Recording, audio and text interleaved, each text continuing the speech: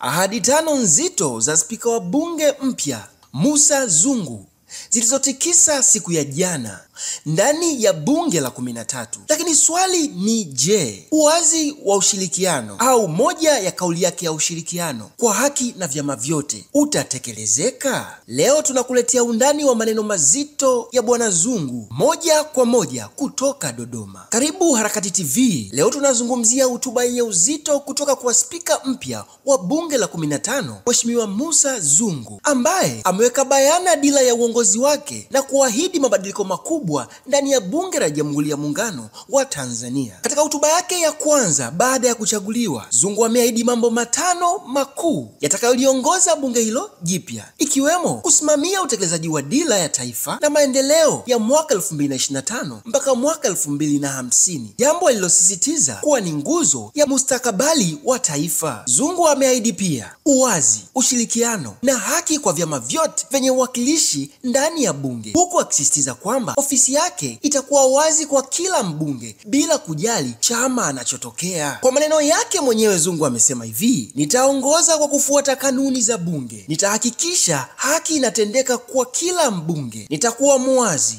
na ofisi yangu itakuwa wazi kwa kila mmoja. Kauli ya spika imepokelewa kwa hisia kali, na wengi wakiona ni mwanzo wa enzi ya uwazi wa maridhiano, huku wengine wakisubiri kuona kama maneno hayo yatageuka kwa vitendo, yaani yatatekelezeka. Je, ahadi hizi tano za spika mpya wa bunge zinaweza kuleta sura mpya ndani ya bunge?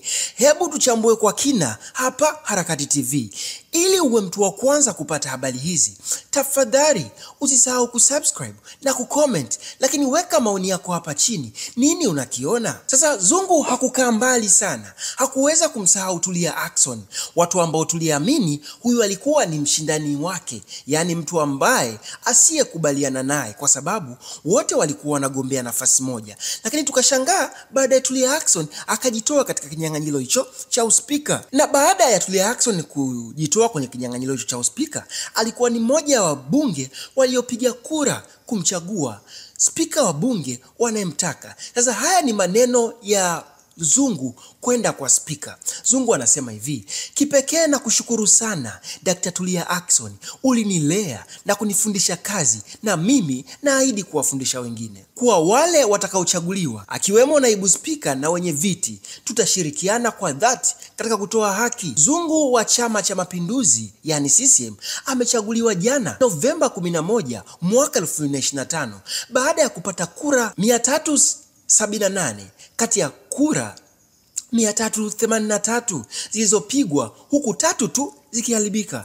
Wagombea wengine ni Veronica Tia wa NLD, Christian Ndege wa DP na Amil Yango kutoka ADC, ambao kila mmoja hakupata kura hata moja, huku Anita Mgaya NLD na Ndonge Saidi wa AAPF kila mmoja alipata kura moja. Zungu, ambaye ni mbunge wa Ilala jijini Dar es Salaam, amekuwa spika wa bunge wa 6 tangu kurejeshwa kwa mfumo wa vyama vingi vya siasa na uchunguzi mkuu wa kwanza uliofanyika mwaka 1995. Kama tunakumbuka, spika wa kwanza alikuwa ni Pius Msekwa. Lakini pia nikukumbushe tu, spika wengine waliofuata na kuhudumu kwa muhula mmoja ni Samuel Sita, Anne Makinda, Job Ndugai, Tulia Ackson, na sasa ni huyu mbunge wa Ilala Musa Zungu. Ushindi wa Zungu katika bunge la 13 pamoja na kauli yake ya kuendesha chombo hicho kwa mujibu wa sheria, kanuni za bunge, ikiwemo kusimamia utekelezaji wa dira ya maendeleo ya taifa, ni ishara kwamba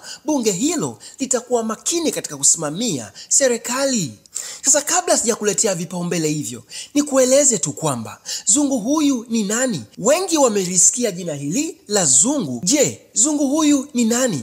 Zungu ni mtaalamu wa uhandisi wa ndege aliyeingia bungeni tangu mwaka 2005 na aliyehudumu katika nafasi mbalimbali, ikiwemo mwenyekiti wa kamati ya mambo ya nje kwa miaka 18. Amehudumu katika ujumbe wa tume ya utumishi wa bunge kuanzia mwaka 2016 hadi mwaka 2025. Kiongozi wa bunge la Tanzania katika mikutano ya Umoja wa Bunge wa Nchi za Afrika, Pasifiki na Karibiana na bunge la Jumuiya ya Ulaya. Nafasi nyingine alizowahi kushika spika ni kuwa kiongozi wa chama cha Jumuiya ya Wabunge ya Madola Tanzania na mwakilishi wake katika vikao vya kimataifa vya jumuiya hiyo, na nafasi kabla ya uspika alikuwa naibu wa spika katika bunge la 12 mwaka 2022 hadi mwaka 2025 akiwa kama msaidizi wa Tulia Ackson. Ili kuwa wa kwanza kupata habari zetu, tafadhali usisahau kusubscribe, kulike na kucomment.